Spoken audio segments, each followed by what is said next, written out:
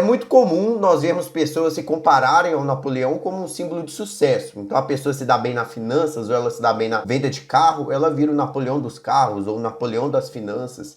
Isso também foi comum em momentos históricos. Na Guerra do Paraguai, o Solano Lopes, que era o líder do Paraguai, se colocava como o Napoleão dos trópicos. Ou então na Revolução do Haiti, o líder revolucionário e militar de lá, que eu não vou me arriscar a dizer o nome, mas está escrito logo aqui, ele escreveu para o Napoleão e disse: do primeiro dos negros ao primeiro dos brancos, ou seja, enaltecia a posição de Napoleão como um político e militar para, é claro, reafirmar sua própria como um líder político e militar. Napoleão se tornou isso, um símbolo de sucesso. Agora, como qualquer outro símbolo, isso é construído, isso tem um processo histórico. Mas não é isso que nós vamos conversar aqui. A ideia é se perguntar quem foi Napoleão, como que ele chegou ao cargo político que ele chegou e a posição que ele alcançou. É sobre isso que nós vamos conversar. Seja muito bem-vindo ao meu canal, meu nome é Luiz Ottoni e hoje no vídeo a gente vai falar sobre Napoleão Bonaparte, afinal, de onde veio esse homem. O Napoleão, ele nasceu em Ajaccio, que é uma cidade que fica na Córcega. A Córcega é uma ilha pequena que pertencia à França no momento que o Napoleão nasceu, mas antes ela tinha passado por 13 anos independente, depois de uma revolução nacionalista liderada por um cara chamado Paoli, e também já tinha pertencido à Itália, era uma bagunça, era um cenário de disputa territorial. Então Napoleão não nasceu no território francês, no continental, mas sim numa ilha que era dominada pela França. Lá ele pertencia a uma espécie de segunda nobreza. Os Bonapartes eram tipo a segunda família mais importante do território na França. Mas ainda assim, é bom salientar isso desde o início, que ele não fazia parte de uma alta aristocracia francesa. Porque mesmo que na Córcega a família dele fosse importante, quando você pegava o Império Francês como um todo, que ainda não era um império, mas o país, a França como um todo, a família não era tão importante assim. Ele nasceu em 1769 e a família dele era composta pelos seguintes irmãos, que eu vou ter que dar uma coladinha aqui. O primeiro mais velho era o José, que nasceu em 1768, depois veio o Napoleão, depois veio o Luciano, que nasceu em 1769, depois veio o Luciano, que nasceu em 1775, depois vem a Elisa, o Luiz, a Paulina, a Carolina e o Jerônimo. Eu não vou focar tanto neles, porque eles não têm um protagonismo nessa parte inicial da vida do Napoleão, ou como ele se joga a líder dos franceses, até porque pela idade, eles eram muito pequenos. Napoleão, ele nasceu ali, ele sempre foi cercado de mulheres, então ele tinha a sua mãe Letícia, ele tinha a sua avó materna, a sua avó paterna e tinha a sua babá. Pra vocês terem uma ideia, ele gostava tanto dessa babá que quando ele se tornou imperador, ele arrumou um encontro privado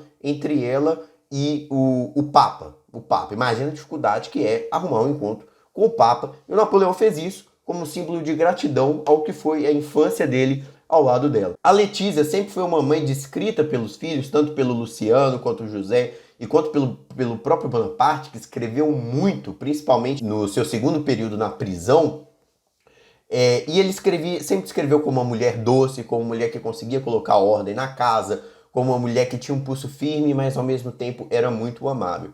E não foi dela que veio a influência política que levou Bonaparte a se jogar nas principais adversidades, vamos chamar assim, que começaram a acontecer no momento. Afinal, ele nasceu muito perto da Revolução Francesa e da Revolução Industrial. O mundo estava mudando e ele participou desse processo de mudança. E essa grande influência veio do seu pai. Seu pai, chamado Carlo Bonaparte, começou a se envolver com o político que eu citei um pouco antes, que era o Paoli. Ele participou daquela revolução da Córcega, de quando a Córcega conseguiu se tornar independente e passou 13 anos independente. Só que quando o Carlo Bonaparte, que era um político nacionalista, que tinha as ideias de um nacionalista curso, foi preso e exilado para a Inglaterra, o Carlo Bonaparte conseguiu fazer meio que um arranjo com alguns conhecidos, se manter livre e se realocar na burocracia local. Arrumou um trabalhinho ali, começou a trabalhar para a França, reconheceu que ele realmente havia perdido aquela possibilidade revolucionária. Só que durante esse tempo ele discutia muito com o tio do Napoleão, que era o Luciano, que era um cara totalmente contra a Revolução na Córcega, e ele armazenava em casa uma biblioteca muito grande, com mais de 1000 livros. E o Napoleão, junto com o seu irmão José, começaram a vasculhar, a ler, a ouvir as conversas, e isso foi instigando no Napoleão um interesse genuíno pela política. E a política começou a se aproximar cada vez mais do militarismo. Afinal, era um momento de revolução e de guerra. Mas a gente vai falar disso um pouquinho mais pra frente. O irmão do Napoleão, que era o José, que tempos depois o Napoleão vai escrever que o José foi um dos poucos que ele verdadeiramente amou, era extremamente próximo do Napoleão. E já no início da infância deles, o próprio Napoleão já dava alguns indícios de que ele era mais autoritário, de que ele era mais dominador, de que ele exercia uma posição de liderança e obrigava o José, que era mais velho, que era maior do que o Napoleão, a fazer o seu dever de casa. E às vezes é um ponto importante. O Napoleão sempre foi muito conhecido por ser baixinho, mas mesmo quando ele se torna general, ele não é um cara tão baixinho assim. Ele tinha 1,60 m de altura, que quando você pega a altura padrão dos generais, dos militares da época, era mais ou menos isso mesmo. Então, talvez para hoje em dia ele seria um cara baixo, né? Mas ele não era um cara baixo na época, nem um cara alto. Era um cara normal. Era uma altura normal, uma estatura que não chamava tanta atenção. Mas essa imagem dele ser baixinho ficou muito forte, porque foi um ponto que os ingleses bateram, que os ingleses reforçaram para tentar prejudicar a imagem do Bonaparte. O Napoleão, quando ele era criança, ele era descrito, segundo o seu próprio biógrafo Stephen England, como turbulento, combativo, nervoso, desatento, principalmente com a aparência. Ele não tinha nada daquelas etiquetas aristocráticas que era muito forte na época, principalmente na nobreza. Ele era inteligente, sagaz, dotado em matemática, autoconfiante e obstinado. Além do mais, o Stephen England ele complementa que durante as pesquisas dele, dá para perceber que o Napoleão ele era sim uma criança amável e ele tinha uma capacidade muito grande de perdoar, de que ele perdoava aquelas pessoas que ofendiam ele, né? Ele tinha uma relação boa com a sua família. Só que isso tudo mudou quando ele foi para a França. Aos 9 anos de idade, ele vai para o chamado Collège des Altos. Eu não falo francês, então a pronúncia daqui para frente vai ser horrorosa, mas é isso que a gente tem para hoje. Com 9 anos ele vai lá, começa a fazer o seu estudo e o principal momento é focar no francês. Ele precisa aprender a falar bem, escrever bem, a dominar a literatura francesa e o grande problema é que o próprio nome dele entrega, Napoleone de Bonaparte, ou seja, tem um sotaque italiano aí e ele falava realmente puxando um pouco para esse sotaque italiano, tinha pouquíssimo domínio do francês. E quando ele sai do Colégio de Alto e é matriculado na Escola Militar de Brienne, começa uma das coisas que ele descreve como um dos piores momentos da sua vida. Porque ele era extremamente zoado, ele ficava extremamente isolado, justamente por sua falta de controle, de cuidado com a aparência, pelo seu sotaque italiano, por ele não vir de nenhuma família nobre da França. A família dele poderia ser respeitada na Córcega, mas quando chegava na França era uma baixa nobreza, porém esse isolamento dava tempo para que ele se dedicasse às outras áreas, a matemática, as ciências militares, que foi onde ele se destacou. Mas como ele tinha dificuldade com o francês, na literatura ele meio que passava raspando, não passava tão bem assim. Depois de Brienne, ele é matriculado na Escola Militar de Paris. E essa escola era tão de elite que para você poder entrar nela, você tinha que ter a assinatura do próprio rei e a assinatura do ministro da guerra. Você tinha que ter a assinatura do rei da França. Então pouquíssimos conseguiam entrar e a formação durava 2 anos. O Napoleão conseguiu se formar em 1 ano e depois que ele se formou, ele tinha um grande debate na cabeça dele, que era, afinal, eu sou francês ou eu sou corso? O que eu sou? Eu devo seguir o passo do meu pai e reviver o espírito da Revolução da Córcega, ou então eu sou francês e é isso, pronto e acabou. A partir daí, ele decide voltar para a Córcega e acompanhar e ajudar a família dele mais de perto, porque pouco tempo antes, o pai dele havia morrido. E a família, que já não ia muito bem das pernas depois que o Paoli tinha sido derrotado, estava passando por severas dificuldades financeiras. O Napoleão, que ganhava um soldo em torno de 1.100 libras por mês, gastava menos para poder juntar esse dinheiro e doar parte lá para sua mãe, para poder ajudar a família e tal, para manter as coisas funcionando. A sorte foi que aquele tio Luciano, que ficava debatendo com Carlo Bonaparte o tempo todo, ele ajudou financeiramente a família e quando ele morreu, a família recebeu uma herança que aí parou os problemas financeiros. Só que voltando ao fato de Napoleão querer ir para a Córcega, ele não conseguiu, porque logo depois que ele se forma, ele é destacado para o chamado Regimento Lafayette. E esse ele fala que é um dos melhores momentos da vida dele. Se não foi o melhor momento da vida dele, foi pelo menos um momento de um despertar intelectual muito claro. É quando Napoleão começa a escrever, é quando Napoleão começa a ler, fora daquela grade de horários, fora daquela etiqueta, fora daquele padrão, daquela rotina muito rigorosa a ser seguida, ele consegue focar naquilo que ele quer. Então ele lê todo tipo de literatura e começa a se apaixonar pelos autores que estavam em voga da época. A gente está vivendo um momento de ascensão do iluminismo. Então Voltaire, Mabel, Rainal, Ocean, sei lá, eu vou pronunciar tudo errado aqui, mas esses autores, esse iluminismo, ele está em alta. E o Napoleão começa a ler o clássico, talvez um dos pais da Revolução Francesa. Se a gente pegar o livro lá do Eric Hobsbawm, ele fala que de certo ângulo a Revolução foi feita por intelectuais, o próprio Jean-Jacques Rousseau. E o Rousseau, ele foi uma das principais referências do Napoleão, e ele dosou esse Rousseau com pitadas de Maquiavel.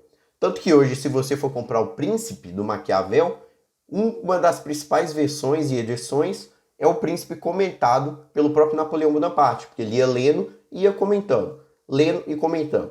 Nessa mistura entre Rousseau e Maquiavel, Napoleão começou a formar o que seria o seu pensamento político.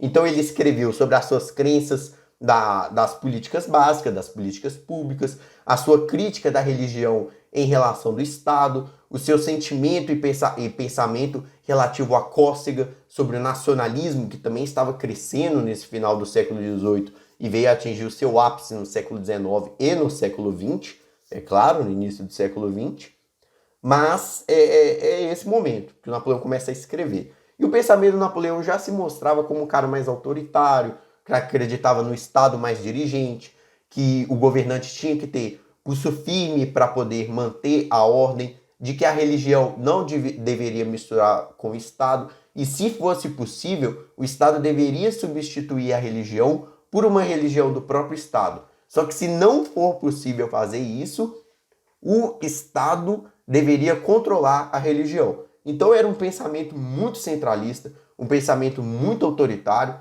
que vai ser coerente com o que vai ser a prática dele enquanto governante.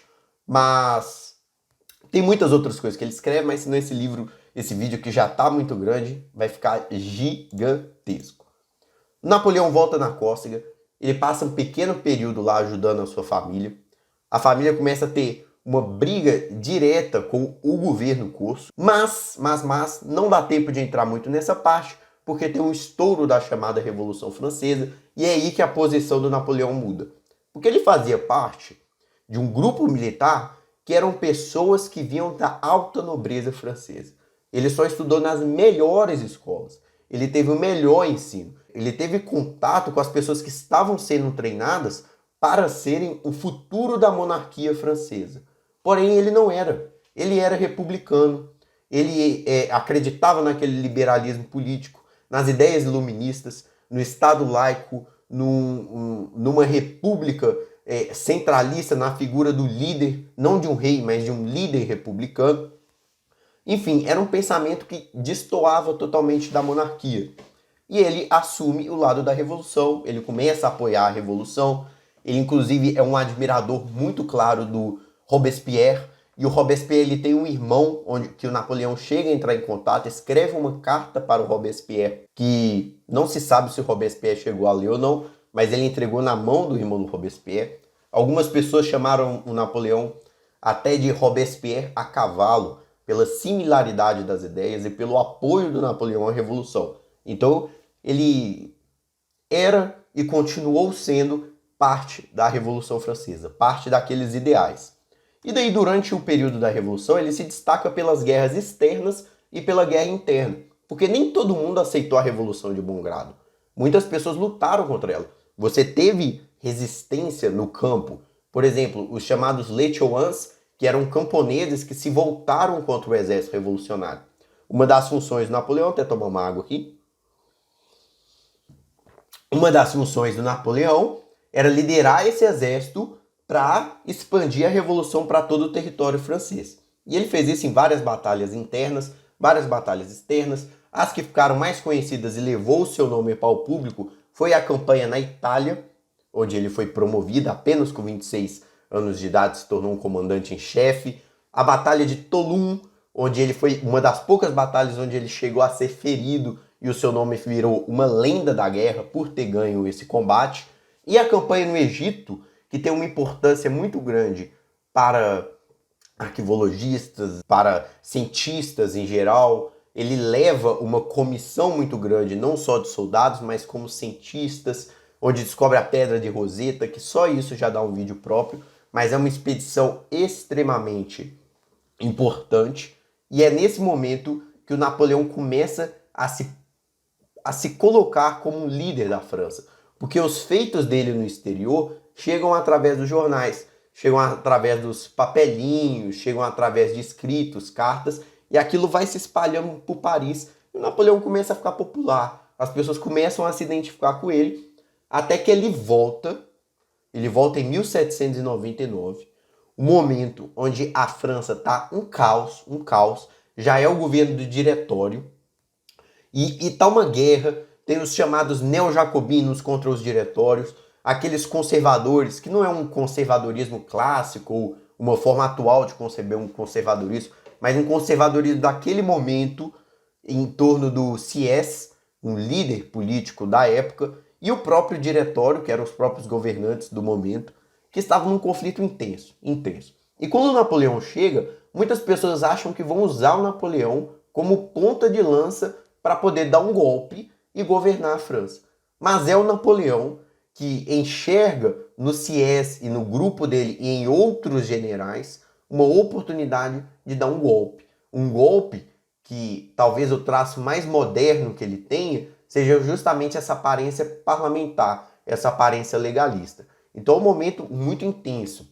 Ele vai nos 500 e os 500 percebem essa tentativa meio estranha do Napoleão e começam a julgar a sua cassação.